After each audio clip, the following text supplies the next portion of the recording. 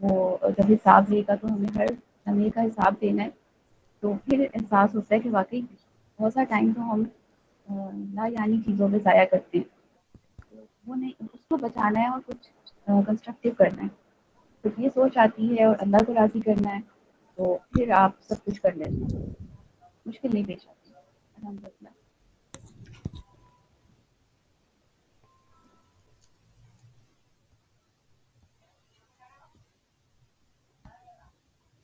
کیا آپ کو تعلیم حاصل کرنے کا موقع آپ کی مرضی کے مطابق ملا؟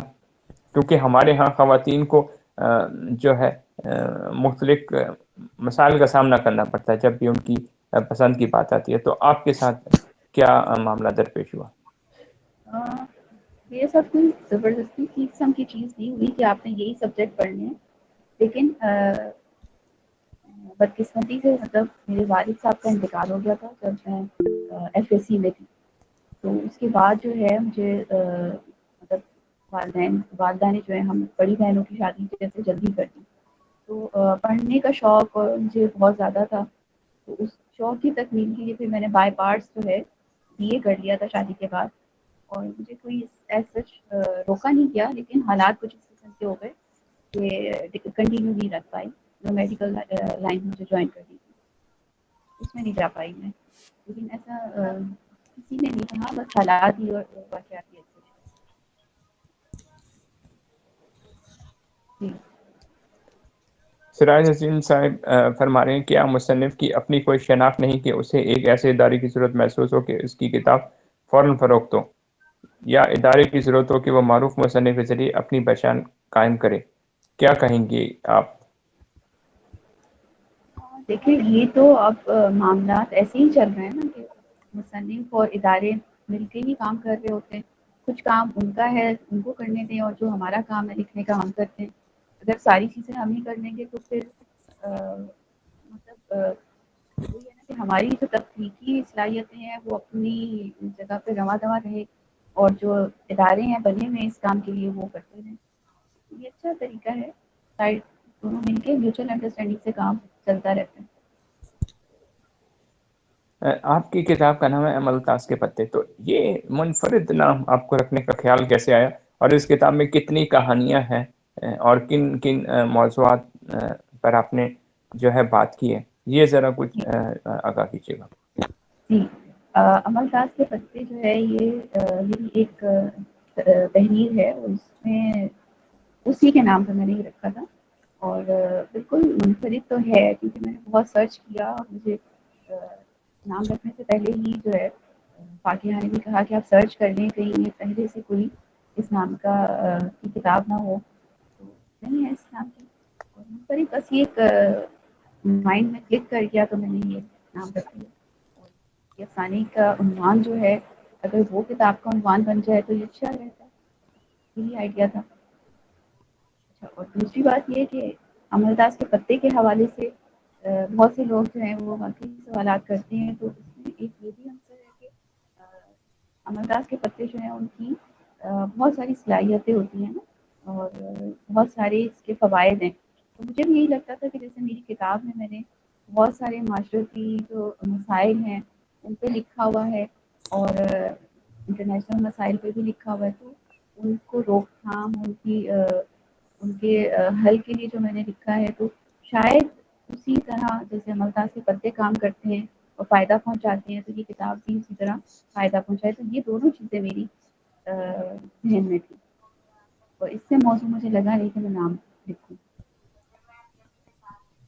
جی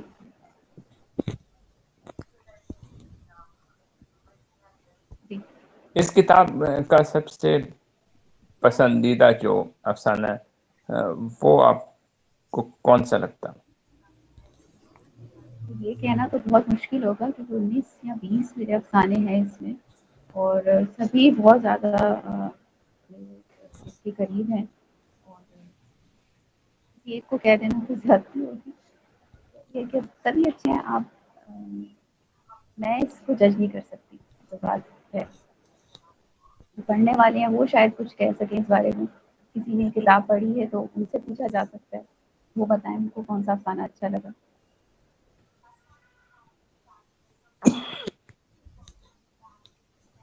جی بھاول نگر سے ڈرام علی بٹو سوال کر رہے ہیں کہ ہمارے آج کے معاشرے میں ادیب کو وہ اہمیت حاصل کیوں نہیں ہے جو ایک ادیب جو ہے جس کا مستحق ہے؟ بہت اچھا سوال کیا ہے سر نے. اچھا اصل میں بات یہ ہے کہ ہمارا جو معاشرہ ہے نا اس میں علم و ادب کی ویسے قدر کم ہے. سب اساتذہ بھی ہیں اسی لائن میں اور ہر طرح کے اساتذہ ان کے مدارس سے لے کے اسکولس تک اور کالجز تک اساتذہ کے لیے وہ رسپیکٹ نہیں ہے. وہی یہی حال جو ہے ادیب کے لیے بھی اور لکھاریوں کے لیے بھی. یہ ہمارے معاشرے میں علم و ادب کی قدر نہیں ہے. یہ جو معاشرہ زوال پذیر ہو رہا ہے اس کی بیسک وجہ بھی یہی ہے. شاید جب ہم اپنے علم کی اہمیت کو سمجھیں اور ہم اپنے نسل نو کو سمجھا پائیں کہ علم کی کیا اہمیت ہوتی ہے اور استاد کی کیا اہمیت ہوتی ہے تو شاید اس وقت ہمارے ادیب کی بھی وہ توقیر ہو جائے جس کا وہ مستحق ہے. جی آپ کی کتاب کا انتصاب کن کے نام پہ ہے؟ میرا انتصاب میرے والد صاحب کے نام ہے اور میرے والد جو ہیں محمد علی کھوکر ان کی ہی جو ہے تربیت تھی. ان کے ہی اعتماد کی وجہ سے انہوں نے جو ہمیں اعتماد دیا اور بیٹیوں کو خاص طور سے بہت زیادہ محبت سے پیش آتے تھے. بہت زیادہ اپریشیٹ کرتے تھے اور خوش ہوتے تھے اچھے مارکس لینے پر انعامات لینے پر. اور ہمیں کسی چیز کی بندش نہیں تھی. یعنی کہ ہم اسکول کی اسپورٹس میں بھی تھے اور ایتھلیٹس میں بھی تھے ڈراماٹک سوسائٹی اور گرلس گائیڈ میں بھی تھے. ہر چیز میں ہم پارٹیسپیٹ کرتے تھے اور ہمارے والد صاحب بہت خوش ہوتے تھے ان چیزوں کو دیکھ کے اور اپریشیٹ کرتے تھے. ذوالفقار صاحب میں سوال کر سکتا ہوں؟ جی بالکل سر کیجیے سر. جی صالحہ صاحبہ یہ آپ نے ابھی تھوڑی دیر پہلے کہا کہ معاشرے میں معاشرہ زوال پذیر ہے. بالکل اس کے زوال پذیر ہونے کا کچھ نہ کچھ حصہ ہماری طرف بھی جاتا ہے جو ہم لوگ جو مصنفین ہیں. کیا ہم اپنی تحریروں کے ذریعے اور اپنے جو ناول ہیں کہانی ہے شاعری ہے اس کے ذریعے جیسے پہلے ایک پیغام جاتا تھا جو میں نے اپنے بچپن میں دیکھا کہ ایک رکشے والا وہ اتنی پہچان رکھتا تھا کہ اس کو یہ پتا تھا کہ ردیف جو ہے وہ اٹھ رہی ہے کہ گر رہی ہے. یہ ردیف صحیح چل رہی ہے شاعری میں. اور ایک کہنا چاہیے کہ آل انڈیا مشاعرہ بہت بڑا جس میں انٹرنیشنل شاعر آئے ہوئے ہیں اس کے اندر جو ہے ایک شاعر پڑھ رہا ہوتا ہے اور رکشے والا پیچھے سے آواز لگاتا ہے کہ ردیف گر رہی ہے. آج جو ہے معاشرے میں ہم لوگ اتنے زیادہ امپریسو کیوں نہیں ہو پا رہے ہیں؟ اس کی وجوہات کیا ہیں؟ کبھی آپ نے غور کیا اس کا؟ آج نو ڈاؤٹ آج تو کام بہت ہو رہا ہے. بہت زیادہ کہنا چاہیے کہ مصنفین ہیں بہت ناول نگار ہیں بہت کہانی نگار ہیں. خود میرا اپنا جیسی ذوالفقار صاحب جانتے ہیں بچپن گروپ میں نے خود 30-35 سے قریب جو ہے نئے لکھنے والے پیدا کیے ہیں. لیکن کیا وجہ ہے کہ ہمارا پیغام یا ہماری تحریریں اتنی زیادہ ہی امپریسو نہیں ہو پا رہی ہیں سماج کے پر وہ تاثر نہیں چھوڑ پا رہی ہیں جو ان کو چھوڑنا چاہیے؟ زوال جی مجھ سے سوال ہے. جی آپ سے ہی سوال ہے اچھا کیونکہ میری ہم تو لوگ دیکھیے ہم لوگ رائٹر ہیں تو کہیں نہ جی کہیں معاشرے کی ذمہ داری معاشرے کو صالح کردار بنانے میں رائٹر کا بہت بڑا ہاتھ ہوتا ہے. تو ابھی آپ نے جیسے کہا کہ معاشرہ جو ہے زوال پذیر ہے کیوں؟ جی کیا اس میں کچھ ہماری کوتاہی ہے؟ ہاں جی بالکل. بات یہ ہے دیکھیں ہمارا جو تعلق ہے وہ حریم ادب سے اور وہ ایک اصلاحی انجمن ہے. ہمارا موٹو بھی یہی ہے کہ ادب برائے زندگی اور زندگی پہ بندگی شرمندگی. تو ہم صالح ادب کی ہی ترویج کے لیے کام کر رہے ہوتے ہیں اور جو ہمیں سکھایا بھی جاتا ہے. تو ہمارے پلیٹ فارم سے تو الحمدللہ جتنے بھی رائٹرز ہیں سب رائٹرز تمام اصلاحی ادب ہی فروغ کر رہے ہیں. دوسری بات یہ کہ جو ادیب ہیں آج کل, مطلب ادیب کی سب سے زیادہ ذمہ داری ہے کیونکہ بڑے بڑے جتنے بھی تبدیلیاں آئی ہیں معاشروں میں, ریولیوشنز آئی ہیں, اس کے پیچھے لکھنے والوں کا ہاتھ بہت زیادہ تھا. تو یہ چیز دیکھیں کہ ایک ادیب جو ہے وہ بہت حساس ہوتا ہے اور وہ جب محسوس کر رہا ہوتا ہے چیزوں کو تو وہ کنوے کرنا چاہتا ہے اس پیغام کو نا, اور اس کا ایک حل بھی ضرور دینا چاہیے. اگر آپ معاشرے کی جو ناہمواریاں ہیں اس کو ایز اٹ از پیش کر دیں اور جو اس سے جو ہے ڈپریشن بڑھے گا لوگوں میں اور لوگوں کے اندر بے چینی بڑھے گی, اس سے کوئی حل نہیں نکلے گا. ادیب کا بہت بڑا کردار ہوتا ہے کہ وہ جو ناہمواریاں ہیں, جو طبقاتی کشمکش ہے اور جو جاگیرداری نظام ہے ہمارا, ایک کلاسز سسٹم ہے, اس کو جو فیل کر رہا ہے ان کو کنوے بھی کرے اور پھر اس کا حل بھی بتائے. تو یہاں جو ہے نا ادیب کی بہت بڑی ذمہ داری ہے اور واقعی اس میں کمی کوتاہی رہ جاتی ہے جب ادیب ایز اٹ از اس چیز کو تو پیش کر دیتے ہیں لیکن اس کا حل اور ہمارے منفی رویوں کو مولڈ کرنے کے لیے. صالحہ کیا یہ آج کل کے جو ادیب ہیں, جیسے ابھی آپ نے میرے سوال پہ کہا کہ پبلشر اور رائٹر مل کر دونوں اپنا اپنا کام کرتے ہیں, کیا یہاں پر صارف زمانے کا تو قصور نہیں ہے, صارفیت کا تو جی جی قصور نہیں ہے, بالکل یا بالکل, اس یہ بھی یا اینگل صحیح ہے. یا ہلو, جی جی بالکل آپ کی آواز آ رہی ہے. یا یہ کہ جو کہنا چاہیے کہ جس کا جو میں نے محسوس کیا, جس کی میں نے ضرورت محسوس کی, جو میں نے سمجھا کہ جو سماج میں جو ہمارے گھروں سے جو ہے خاص طور سے جو کہنا چاہیے کہ جو صنف نازک ہے, جو جس میں کہا جاتا ہے کہ بچہ یا سماج کو سیکھ دینے والی, سماج کو کچھ بنانے والی عورت کا بہت بڑا ہاتھ ہوتا ہے. تو کہیں ایسا تو نہیں کہ گھروں سے جو ہے وہ ادب نکل گیا ہے, جس کی لکھ تو رہے ہیں ہم, کیا ہم پریکٹیکلی ہم وہ چیز دے پا رہے ہیں سماج کو؟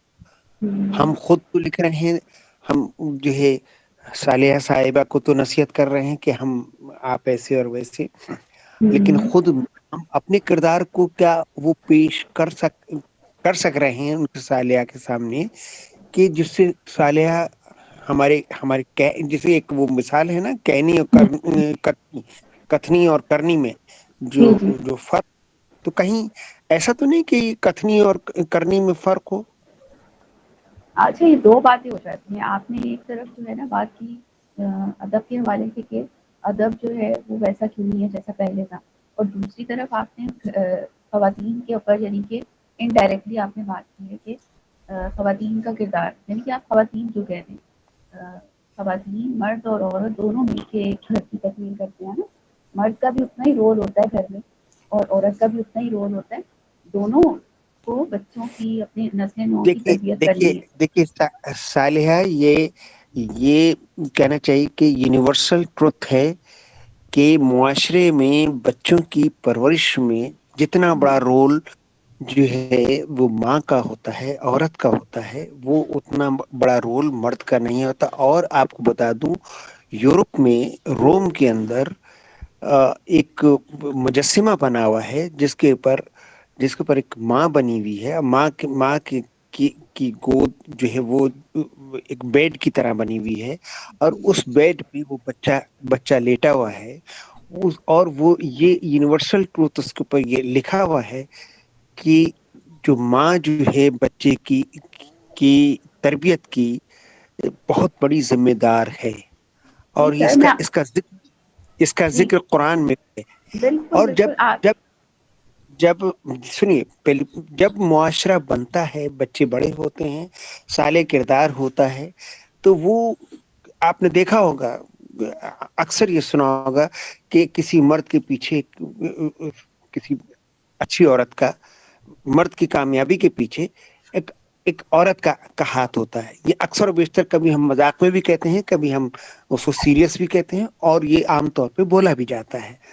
تو کہیں نہ کہیں میں اس میں آپ کو یہ نہیں کہہ رہا ہوں کہ آپ کے ناول کے اوپر ابھی جو بات ہے کہ سماج کے جو زوال پذیر ہو رہا ہے، پہلے جو ہماری خواتین تھیں یا ہمارے گھروں کی جو عورتیں تھیں، کیوں ایسا تھا کہ وہ نانی دادی جو ان پڑھ تھیں، ان کی تربیت زیادہ بہتر تھی بنسبت آج کے معاشرے کی، جبکہ آج کی جو ہے مائیں جو ہیں بہت ہائیلی کوالیفائڈ ہیں، اس کے بعد وہ تربیت نہیں ہو پا رہی ہے جو وہ ان پڑھ نانی دادی اور ماؤں نے دی تھی.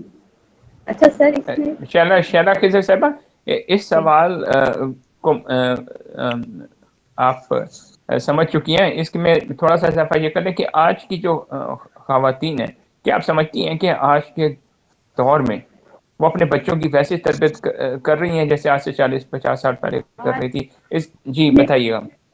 سر یہ تو بالکل کہنا کہ ویسی تربیت ہو رہی ہے تو بالکل ہی غلط بات ہوگی، کیونکہ تربیت جیسے ایک ابھی سر نے جو بات کی، اس کا نام کر دیا سر، ابھی بات کر سراج عظیم صاحب. سراج عظیم صاحب، تو انہوں نے جو بات کی ہے نا، بالکل صحیح ہے کہ ہماری نانی دادی ہوتی تھی نا، ان کو بھلے وہ پڑھی کالج یونیورسٹی سے نہیں پڑھی ہوتی، لیکن ان کے عقائد اتنے مضبوط ہوتے تھے، یعنی کہ وہ ہر چیز جتنا ان کو آتا تھا وہ کنوے بچوں تک پہنچاتی تھی، اور ہمیں لے کے بیٹھتی تھیں اور کہانیاں سناتی تھیں. ہماری والدہ ہمیں بچپن میں کہانی سنائے بغیر سوتی نہیں تھی. تو مطلب یہ ساری جو انٹریکشن تھے ماؤں کے، اور تربیت الگ، تو یہ ساری چیزیں اب ڈیجیٹل دور میں ختم ہو چکی ہیں. تو ماں بھی اپنے موبائل پہ اور لیپ ٹاپ پہ کام کر رہی ہے، اور باپ بھی اور بچے بھی، پورے کا پورا سینیریو چینج ہو چکا ہے نا. تو یہ سبھی اس میں لپیٹ میں آ چکے ہیں. اور دوسری بات یہ کہ اگر ہم سمجھیں کہ وہ جو 50 سال پہلے والا دور ابھی بھی ہے، تو نہیں ہے. سوال پذیر ہو رہا ہے معاشرہ، اور سب اس کے ذمہ دار ہیں. ہمارے بچپن میں ہمیں والد صاحب کی سپورٹ نہ ہوتی، اور والد صاحب ہمیں اگر حوصلہ افزائی نہ کرتے، تو میری والدہ لاکھ چاہتی کہ میں اسکول کی ہاکی ٹیم میں کھیلوں، یا میں اسکول کی ایتھلیٹکس میں جاؤں، میں نہیں جا سکتی. میرے والد صاحب تھے جنہوں نے ہماری حوصلہ افزائی ہر موڑ پہ کی. تو انہوں نے ہمیں لا کے بکس اور میگزینس اور سب دیا، پڑھنے کے لیے مواد دیا. تو وہ انوائرمنٹ کریٹ کرنے میں دونوں کا رول ہوتا ہے. والدہ بھلے لاکھ چاہتی کہ میں یہ سب کروں. میرا یہ بس چھوٹا سا ایک یہ نقطہ ہے، ادروائز بالکل سراج صاحب کی بات 100% صحیح ہے. ماں کی زیادہ ذمہ داری ہے، کیونکہ باپ جو ہے وہ ذریعہ معاش کمانے میں اور اس میں تگدوں میں سارا مصروف ہوتا ہے. لیکن ان دا اینڈ، جیسے ہمارے والد صاحب بیٹھتے تھے اور وہ فرائیڈے کے دن چھٹی ہوتی تھی، تو سب کا ہوم ورک چیک کرنا، یہاں تک کہ نیلس تک چیک کرنا کہ نیلس کٹ ہوئے ہیں کہ نہیں. تو ان کی توجہ اور اس کا خوف ہمیں ہوتا تھا نا کہ وہ دیکھیں گے. یہ چیزیں یعنی کہ دونوں کی طرف ذمہ داری جاتی ہے. اور آج ٹوٹلی چینج ہو چکا ہے سنائی، نہ باپ کے پاس ٹائم ہے نہ ماں کے پاس. یہ کہا جا سکتا جی سامعہ صدیقی صاحبہ سوال کر رہی ہیں کہ آپ نے بچوں کے لیے کبھی لکھا؟ بچوں کے رسائل کا معیار کس نظر سے دیکھتی؟ جی بہت لکھا میں نے. بچوں کی بہت ساری کہانیاں موجود ہیں میری، اور جنگ میں، اور بقرہ نور ہے، اور بہت سارے میگزین ہیں. جسارت میں، سنڈے میگزینس میں میری کہانیاں بہت ساری پرنٹ ہوئی ہیں، پبلش ہوئی ہیں. میں ابھی تک لکھتی ہوں. پچھلے ماہ بھی میری یہ کہانی ابھی لاہور سے ہی پبلش ہوئی تھی، دوست نمبر میں، سرائے اردو پبلیکیشن کے پلیٹ فارم سے، باغیچہ اطفال کے نام سے. تو میں بچوں کی کہانیاں تو بہت شوق سے لکھتی ہوں، اور بہت دلچسپی ہے لکھنے میں، مزہ آتا ہے مجھے بچوں کی نفسیات اور اس کے اوپر لکھنا، کیا سوچتے ہیں، کیا کرتے ہیں. کیونکہ ہمارا بچپن بہت شرارتی تھا. بہت ساری چیزیں ہیں. جی آپ کے افسانوں کو پڑھ کے کسی نے کوئی شکایت نہیں کی کہ آپ نے ہماری زندگی کی عکاسی کر دی؟ ابھی تک تو کسی نے نہیں کہا، حالانکہ کرنی چاہیے تھی، کیونکہ میں نے بہت سے افراد کی زندگی جو ہے نا اس کے کئی پہلو اس میں ہیں. بچت اس لیے ہو گئی کہ ٹوٹل کہانی نہیں لکھی ان کی، کوئی ایک پہلو لے کے اس کے اندر ڈفرینٹ چیزیں ڈال کے اور اس کو ذرا کبھی اپنی زندگی کی کہانی لکھنا چاہیں گی آبیتی؟ ابھی تک تو کچھ ایسا نہیں سوچا، بہت بڑا ناول بن جائے گا وہ تو. یعنی آپ اس جو ہے خدشے سے نہیں لکھیں گی کہ کہیں آپ کے جانب انگلیاں نہ اڑ جائیں، کیونکہ اگر جس طرح سے آپ نے کڑوی سچائی افسانوں میں بیان کیا، اگر آبیتی میں کر دی تو مسائل کا شکار ہو سکتی ہیں. آپ یہ بھی کہہ سکتے ہیں اپنی آپ بیتی لکھنا اور ایک افسانے کی صورت میں، یہ تو بالکل خود کیا کہتے ہیں آبیل مجھے مت. لیکن آپ سمجھتے نہیں ہیں کہ کسی بھی کامیاب ادیب کی زندگی کی کہانی کو پڑھ کے لوگ زیادہ متاثر ہو سکتے ہیں اور اس کی زندگی کسی کے لیے تحریک بن سکتی ہے؟ بن سکتی ہے، بالکل بن سکتی ہے، لیکن ہر ایک کی زندگی میں اپس اینڈ ڈاؤن ہوتے ہیں نا. اتنا مطلب ایسا نہیں کہ اسموتھلی چل رہی ہے آپ کی زندگی، کچھ کڑوی سچائیاں بھی ہوتی ہیں، کچھ تلخ تجربات بھی ہوتے ہیں. آپ ہر چیز کو لکھ نہیں سکتے تھے، تو آپ اپنے جو ہے نا صحیح سے اس کے ساتھ آپ طریقے 100% سچ نہیں لکھو گے تو پھر آپ انصاف نہیں کرو گے، اور اگر سچ لکھتے ہو تو پھر وہ کافی کڑوا ہوگا. دانیال حسن چغتائی کروڑ پکا سے سوال کرنا چاہ رہے ہیں. جی دانیال حسن چغتائی. جی جی السلام علیکم ورحمۃ اللہ وبرکاتہ. تمام تحفظہ کو میری طرف سے خوش آمدید. میں نے آپ کا جو کتاب پبلیکیشن سے شائع ہوئی ہے وہ میں نے دیکھی ہے، پڑھی ہے، کیونکہ میں اردو پبلیکیشن کے ایک ادنا سا ذمہ دار ہوں. اور اس طرح میں نہیں جاؤں گا، وہ سوالات کافی سارے ہو بھی چکے ہیں افسانوں کے حوالے سے. میں آج کل میرا زیادہ تر جو اب تک میں نے لکھا ہے، مجھے لکھتے ہوئے 5 سال ہونے کو ہیں، اور 4 سال اس میں سے میرے ادب اطفال کے لیے. اب میں نے ادب عالیہ کی طرف لکھنے کی کوشش شروع کی ہے، کچھ افسانوی مقابلوں میں شمولیت اختیار کی، لیکن جب وہ وہاں پر ہم بیچتے ہیں 1-2 بار میرے اوپر بھی اعتراض کیا گیا، اور زیادہ تر مقابلوں میں یہ دیکھتا ہوں کہ جو مبصرین ہوتے ہیں وہ یہ کہہ رہے ہوتے ہیں کہ افسانہ نگار نے تو افسانہ لکھا ہی نہیں ہے، یہ کہانی ہے، یہ فلاں ہے. تو میرا سوال یہ ہے کہ ایک سماجی کہانی میں اور افسانے میں بنیادی فرق کیا ہوتا ہے؟ کیونکہ جو میرے جیسے نئے افسانہ لکھنے والے ہیں ان کے لیے یہ سوال بہت زیادہ اہمیت کا حامل ہے. اور جس طرح آپ نے افسانے لکھے ہیں، آپ ایک کونا بشق افسانہ نگار ہیں، تو آپ سے یہ سوال اسی وجہ سے میں پوچھ رہا ہوں. یہ آگاہ کرنے بہت شکریہ. اچھا ایسا ہے کہ بھائی آپ کی جو بات ہے نا بالکل صحیح ہے. بعض دفعہ جو بھکاری ہے وہ بسیط ہوتا ہے کہ میرا افسانہ ہے لیکن لکھتا نہیں. اس کو باریک سا ایک فرق ہے، وہ یہ کہ آپ کہانی جو ہے وہ واقعات پہ مشتمل ہوتی ہے، آپ نے واقعات کو بیان کر دیا، اور جو افسانہ ہے وہ مطلب ایک زندگی کے ایک رخ کو یا ایک واقعے کو لے کر بھی آپ لکھ سکتے ہیں، اور اس میں آپ احساسات اور اس فرد کی جذبات یا اس ماحول کی کیفیات ان کو بیان کرتے ہیں. یعنی کہ جو پڑھنے والا قاری ہوتا ہے وہ دیکھنا شروع کر دے، اس چیز کو نظر آنے لگے. جبکہ کہانی یہ ہے کہ وہ احساسات اور جذبات کے بغیر بھی آپ پورا واقعے کی صورت میں یہ ہوا اور پھر وہ ہوا اس طریقے سے آپ چل سکتے ہیں. لیکن جب آپ افسانہ لکھنے بیٹھتے ہیں تو اس میں کردار بھی ہوں، اس میں پلاٹ بھی ہو، اس میں ایک اوپر بھی جائے کہانی، یعنی کہ بہت زیادہ اس میں کلائمیکس بھی آ جائے اور پیک پہ بھی جائے کہانی، اور پھر واپس آئے اس کا کلائمیکس ہو، اور پھر اس میں احساسات اور جذبات ہوں، کیا کیا، کیسے کیا، اور اس کے جو جذبات ہیں نا اس دوران اس فرد کے وہ بیان کرنا، اور ایک ماحول اور کیفیت بنا دینا، فیل ہو اور آپ کو کہنا نہ پڑے، وہ چیز الفاظ میں نہ کہنی پڑے لیکن قاری محسوس کرے. تو جب آپ یہ کر لیں تو پھر سمجھیں کہ آپ نے ایک افسانہ لکھا ہے. اگر آپ کو کہہ کے لکھ کے بیان کرنا پڑ رہا ہے تو پھر آپ کا وہ کہانی ہی کہلائے گی.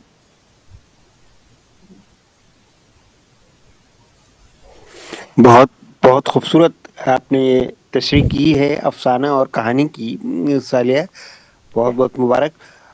اس میں ایک چیز اور جوڑ لیں کہ افسانہ آدھا فسانہ ہوتا ہے، آدھا جو ہے وہ حقیقت ہوتی ہے، اور دوسری بات یہ ہے کہ افسانے کے اندر ایک جز ایسا ہوتا ہے کہ جو ہر قاری جس طریقے سے شاعری کے لیے سمجھتا ہے اسی طریقے سے افسانے میں سمجھے کہ کہیں نہ کہیں اس کا تعلق مجھ سے بھی ہے، یہ شاید میری کہانی بیان ہو رہی ہے۔ جب قاری اس چیز میں ڈوب جاتا ہے اور یہ محسوس کرتا ہے، اس کے محسوسات یہ ہوتے ہیں کہ شاید یہ میری کہانی چل رہی ہے، تو میں سمجھتا ہوں کہ وہ بھی ایک کامیاب افسانہ ہوتا ہے، افسانے کے اہم جزیات میں سے ہوتا ہے۔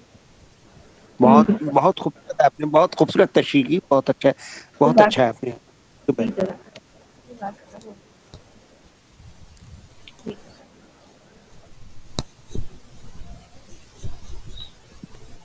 جی بہت شکریہ دانیال حسن چغتائی صاحب، آپ نے سوالات کیا، اور سراج الدین صاحب آپ نے بھی شعرا خضر کی پذیرائی کی۔ ان کے حوالے سے جو ہے اسماء بطول صاحبہ فرماتی ہیں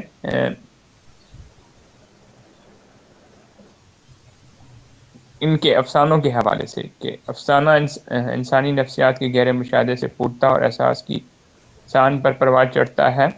شعرا خضر کے لکھے ہوئے ان افسانوں میں زندگی کے بہت سے وہ رنگ نمایاں ہیں جو معمول کی دنیا میں نظر سے اوجھل رہتے ہیں۔ گھروں میں جگمگاتی محبت اور نفرت ہے، وفا اور بے وفائی ہے، کہیں دیانتداری کے پردے میں چھپی نفسانیت کو کرداروں میں ڈالا ہے، تو کہیں دولت کے اندھے پجاریوں کو مجسم کیا ہے۔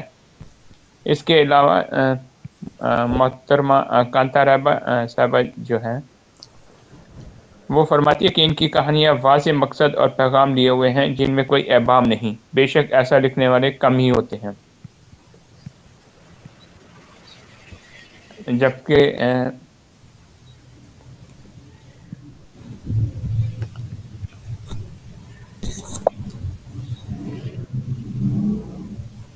غزالہ عزیز صاحبہ فرما رہی ہیں شعرا خضر اردو ادب کی مسافر ہیں، اس سفر کے لیے زندگی کی جزیات کا مشاہدہ اور مطالعہ نہایت عمیق ہونا چاہیے۔ ان کے ہاں منظر نگاری کا انداز ادبی ہے، قاری کو دل کے قریب محسوس ہوتا ہے۔ ان کے ہاں کرداروں کی حقیقی زندگی جیتی جاگتی اور بولتی ہوئی تصویروں کی مانند نظر آتی ہے۔ قاری ان کے ساتھ ساتھ واقعات سے لطف اندوز ہوتا ہے۔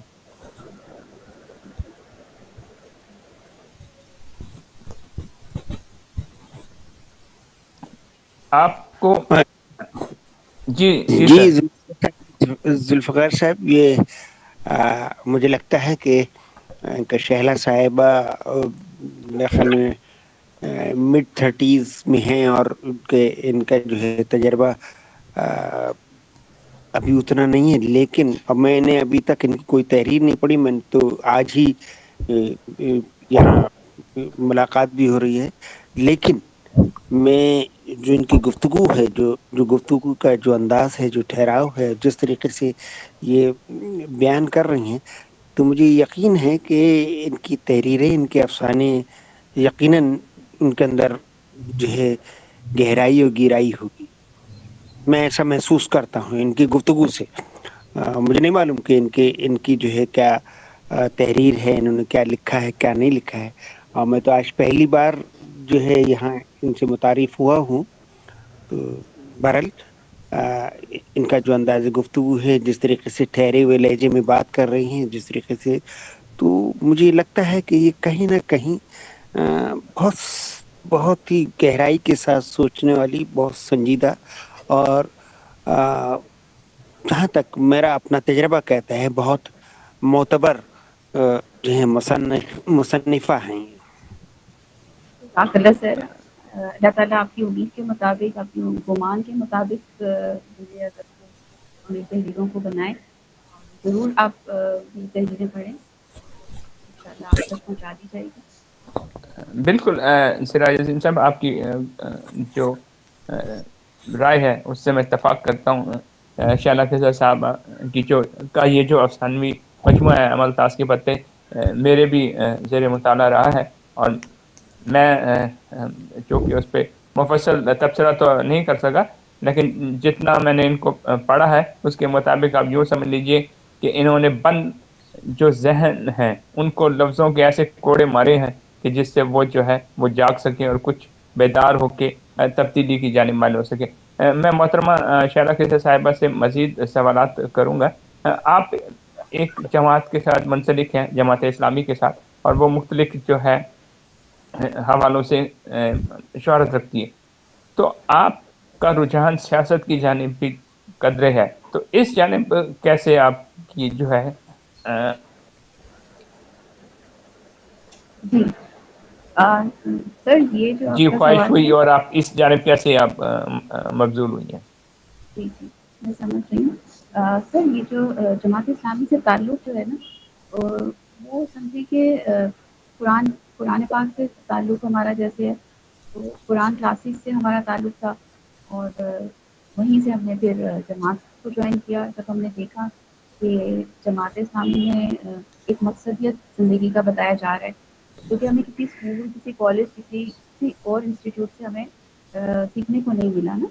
جماعت سے تعلق اس طرح ٹوٹ گیا کیونکہ انہوں نے ہمیں مقصد حیات سمجھایا کہ اللہ نے ہمیں دنیا میں بھیجا کس لیے، اور اللہ کی رضا کے مطابق زندگی گزارنے کا طریقہ کیا ہے، اور انسان کو دنیا میں بھیجا کس لیے۔ تو یہ چیزیں ساری جب ہم نے سنی اور پڑھی اور کلاسز اٹینڈ کی، تو جماعت کا مقصد اور نصب العین بھی یہی ہے کہ اللہ سے جو دور ہیں بندے، ان کو اللہ سے جوڑنا، اللہ سے تعلق جوڑنا ان کا، اور ان کو مقصد حیات سمجھانا۔ تو اس لیے بہت بس یہ تعلق کو سمجھے کہ جیسے قرآن پاک اور اللہ تعالیٰ سے تعلق ہے، تو جماعت سے بھی اسی طرح ہمارا تعلق ہے۔ سیاست سے جو آپ کہہ رہے ہیں، تو سیاست دیکھیں، ہمارے نبی پاک صلی اللہ علیہ وسلم نے بھی تبلیغ جو ہے وہ صرف اسلام کا پرچار جو کیا تھا وہ مساجد میں یا کسی مدرسوں میں نہیں بیٹھ کے کیا تھا۔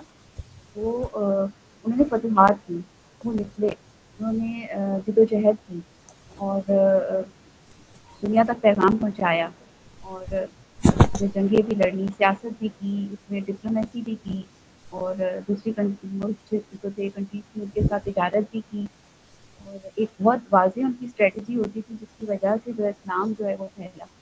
تو سیاست اور اسلام جو ہے نا وہ الگ تو ہے ہی نہیں، دین جو ہے وہ ہمہ جہت ہے، یعنی کہ اس میں آپ نماز بھی پڑھیں، روزے بھی رکھیں، لیکن آپ اپنی سرحدوں کی حفاظت بھی کریں، اور معاشرے میں نظام چل رہا ہے اس کی تدبیر کے لیے بھی کوشش کریں کہ وہ اسلامی اصولوں کے مطابق جو ہے وہ نظام ہو جائے۔ تو اس جہد میں اگر ہم اپنا حصہ ڈال رہے ہیں جماعت کے پلیٹ فارم سے، تو یہ سعادت ہے ہماری، اور اس سے مجھے بہت میں خوش ہے، الحمد للہ ہمیں صحیح جگہ پہ لے آیا، اور ان کے ساتھ ہم جڑے ہوئے ہیں اسی لیے۔ جی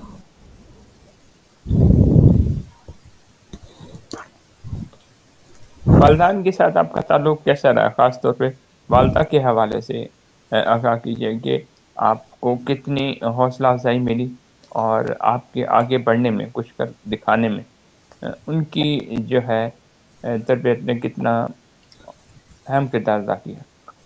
جی، والدین کی طرف سے تو بھرپور جو ہے رہنمائی رہی، اور جیسے کہ میں نے آپ کو بتایا والد صاحب جو تھے وہ سول انجینئر تھے، آرمی میں تھے، تو کچھ آرمی کے قوانین کے مطابق انہوں نے ہمیں ڈھالا، اور والدہ جو تھی ہماری بالکل سیدھی سادھی گھریلو خاتون، اور سمجھے کہ بالکل نرم و نازک جذبات والی خاتون جیسے ہوتی ویسی تھی، اور ان کا تعلق بیسیکلی گاؤں سے تھا، تو وہ جب شہر میں بھی اور اتنے زیادہ ہائی اسٹینڈرڈ ماحول میں بھی نہیں، تو وہ جو سادگی تھی ان کی وہ کبھی ختم نہیں ہوئی، اور انہوں نے بہت زیادہ محبت اور شفقت سے ہماری تربیت کی، اور لرن ٹو حد سے زیادہ، اور صحیح حد سے زیادہ کچھ کوالٹیز والدہ سے آئیں اور کچھ والد سے ہم نے لی، تو دونوں نے بہت بھرپور کردار ادا کیا ہماری تربیت میں، اور ہمیشہ حوصلہ افزائی۔ پسندیدہ مشاغل آپ کے کیا ہیں؟ میرا مشاغل تو کتب بینی کے علاوہ تو ابھی کوئی ایسا رہا نہیں، یہ اسکول لائف میں اسپورٹس وغیرہ کی بہت دلچسپی تھی، کھیلنے کے میدان میں ہم کافی آگے تھے، لیکن اب تو خیر اس دور سے گزر چکے ہیں، تو ایجوکیشن اور مطالعہ جو ہے یہ سب سے زیادہ ہمیں مشکل۔ عمل تاز کے پتے تو تقریباً ختم ہو چکی ہے، اب آپ کیا بچوں کے لیے کتاب جو ہے وہ لانا چاہ رہی ہیں؟ بچوں کے لیے بالکل انشاءاللہ لکھ سکتی ہوں، اور میری جو کہانیاں ہیں کافی پاپولر ہوئی تھیں، جو بچوں کی کہانیاں تھیں وہ بھی لکھ سکتی ہوں انشاءاللہ، لیکن ابھی ایسا میں نے ارادہ نہیں کیا اس کا۔ کوئی ایسی خواہش جس کا انتظار کر رہی ہوں کہ یہ پوری ہو جائے؟ یہی بس ایک ہے کہ اپنی ذاتی ایک لائبریری ہو میری، مطلب میری ذاتی کا مطلب یہ کہ عوام کے لیے میں ایک لائبریری بنا سکوں، یہ مجھے بہت ہے شوق اور خواہش بھی ہے۔ بچپن میں جیسے ہماری پاکٹ منی ہوتی تھی تو ہم جمع کر کے اور چھوٹی چھوٹی پاکٹ سائز کی کہانیاں خریدتے تھے، اپنی ڈراز بھر لیتے تھے، بڑا خوش ہوتے تھے کہ ہمارے پاس اتنی ساری بکس ہیں۔ وہ کلیکشن جو بکس کی تھی وہ میرا شوق اب بھی ہے، اور میرا دل چاہتا ہے کہ عام افراد جو ہیں جن کی دسترس میں نہیں ہے کتابیں، ان کے لیے میں کچھ کر سکوں تقدیر میں انشاءاللہ، یہ میرا ایک دہینہ خواہش ہے۔ ادبی ایوارڈز کے حوالے سے آپ کیا رائے رکھتی ہیں؟ کیا آپ سمجھتی ہیں کہ جو ایوارڈ دیے جاتے ہیں وہ بالکل درست انداز میں دیے جاتے ہیں، یا اس میں کسی قسم کی کمی کوتاہی ہے؟ اس حوالے سے کیا آپ کوئی تجویز وغیرہ دینا چاہیں گے؟ مجھے لگتا ہے کہ میں اس سوال کا جواب صحیح انصاف سے دے نہیں سکتی تھی، اور کیونکہ میرا اتنا اس بارے میں کچھ معلومات نہیں ہے کہ یہ ایوارڈس کیسے دیے جاتے ہیں اور اس کا کیا پروسیجر ہے اور کیا میں اس پر انصاف نہیں کر پاؤں گی جواب سے۔ ادبی دنیا میں جی کہ کوئی اور جواب دینا چاہے تو دے دیں، مجھے اس بارے میں اتنی نالج نہیں۔ ادبی دنیا میں گروہ بندی بھی ہے، تو اس کو کس نظر سے دیکھتی ہیں؟ ہاں صحیح ہے، اس بارے میں بھی مجھے اتنا آئیڈیا نہیں ہے کہ میرا کبھی ایسے رابطہ نہیں رہا کسی سے، سب اچھے ہی ملے ہیں، اور گروہ بندی تو مجھے نہیں لگتا کہ وہاں پہ۔ پسندیدہ ادیب کون سے ہیں؟ کن کی تحریریں آپ کو پڑھنا بہت پسند ہے؟ اجمل سراج ہیں جیسے، اے حمید وغیرہ کی کہانیاں، اور قرۃ العین حیدر ہیں، سارے ہیں جو پڑھتی ہوں۔ آج کل جیسے کہ اب نمرا احمد وغیرہ کی بھی پسند ہے مجھے، پڑھ لیتی ہوں۔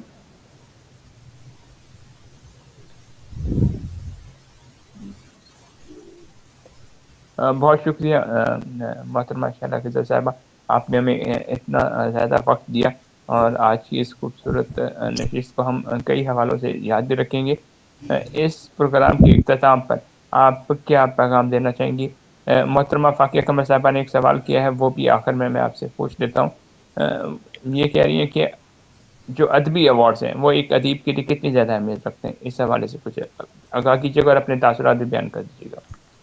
ہاں جی بالکل، ادبی ایوارڈس تو ایک ادیب کے لیے خوشی کا باعث ہوتے ہیں، اس کو اپریسیشن ملتی ہے، کرنی چاہیے۔ پتہ نہیں کیوں ہم کسی کی تعریف میں یا اس کو تھوڑا سا چند الفاظ کہہ دینے سے یا کوئی ایوارڈ دے دینے سے کسی کی اگر حوصلہ افزائی ہوتی ہے تو ہم کیوں اس میں کوتاہی کرتے، کرنی چاہیے، اور وہ بہت اچھا جسچر ہوتا ہے۔ ایک شخص اتنی محنتوں سے آپ لوگ کے لیے کام کر رہا ہے، اور وہ آپ کے لیے ادب تخلیق کر رہا ہے اور معاشرے کو سدھارنے کے لیے کوششیں کر رہا ہے، اور ریزی کر رہا ہے، تو اس کے لیے کچھ نہ کچھ واقعی ہونا چاہیے۔ اور ایوارڈس کیونکہ حالیہ مجھے ابھی ایف جے ایوارڈس لاہور سے ملے تو مجھے بہت خوشی ہوئی، اور بہت سارے مصنفین سے ملاقات ہوئی، وہاں لاہور گئی میں، اچھا لگا، اتنی عزت اور توقیر اور حوصلہ افزائی کی گئی۔ تو ایک اچھا جیسچر ہوتا ہے، بالکل بہت اہمیت ہوتی ہے.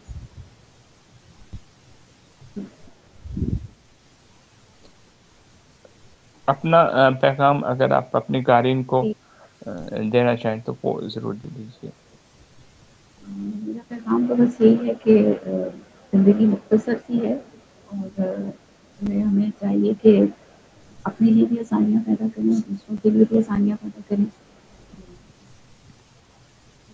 یہی ہے کہ کوشش ہے ہمیں اپنے جو طریقے دیے ہیں ہمیں دین کی صورت میں، اس کو فالو کریں.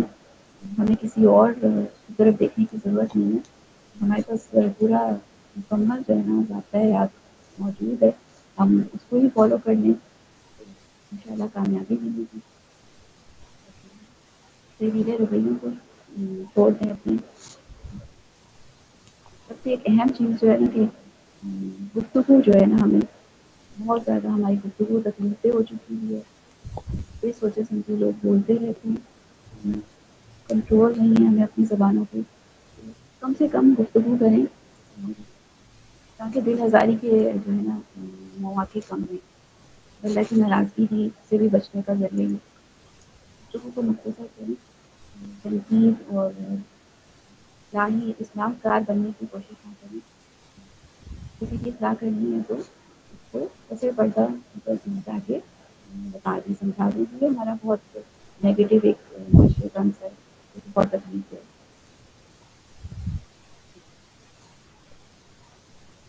بہت شکریہ شیلا غزال صاحبہ، آپ نے ہمیں اتنا زیادہ وقت دیا. محترمہ پاکیہ قمر اور اس کے علاوہ تمام شرکا جنہوں نے آج کی اس محفل میں شرکت کی ہے، بہت جزاک اللہ خیر. ان کا میں تہ آپ دل سب سے مشکور ہوں. جی کچھ کہنا چاہ رہی تھی آپ؟ جی بس جزاک اللہ، بہت شکریہ کہہ رہی تھی میں. بہت شکریہ تمام شرکا کا. اللہ آج کے پروگرام کا وقت ختم ہوا چاہتا ہے. اس کے ساتھ اس دعا کے ساتھ ہم اجازت چاہتے ہیں کہ اللہ آپ کو مزید. جی عشرت صاحبہ آپ کچھ کہنا چاہ رہی ہیں؟ جی کہیے.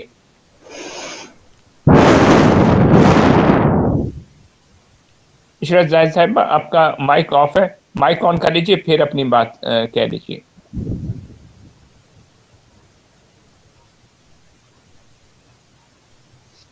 جی السلام علیکم. بس وعلیکم غلطی السلام. سے وہ ہاتھ تو میرا غلطی سے لگ گیا تھا اس پہ ہینڈ ریز کرنے پہ، لیکن یہ کہ بہت اچھی گفتگو رہی، بہترین ماشاءاللہ سوالات بھی آئے اور بہت اچھی طرح شیلا خضر صاحبہ نے اپنا موقف بیان کیا اور بہترین پروگرام آپ کا رہا ماشاءاللہ. اس سے پہلے بھی آپ نے جو پروگرام پیش کیے وہ بھی بہت اچھے رہے الحمدللہ. آپ بالکل اسی طرح جاری رکھیں. آپ کے لیے بہت دعائیں. اللہ تعالیٰ آپ کے ادارے میں بھی برکت دے اور شیلا خضر صاحبہ کی صلاحیتوں میں اللہ تعالیٰ بہت نکھار عطا کرے اور ان کی صلاحیتوں کو مزید بڑھائے پروردگار. آمین. جزاک اللہ خیر. آمین. فری نعیم صاحبہ بھی آپ کو بہت مبارکباد پیش کر رہی ہیں. اس کے ساتھ ہم آج کی اس محفل کا اختتام کرتے ہیں. انشاءاللہ آئندہ کسی اور پروگرام میں کسی اور خوبصورت انسان کے ساتھ حاضر ہوں گے. اس وقت تک کے لیے اجازت دیجیے. اللہ حافظ. اللہ حافظ.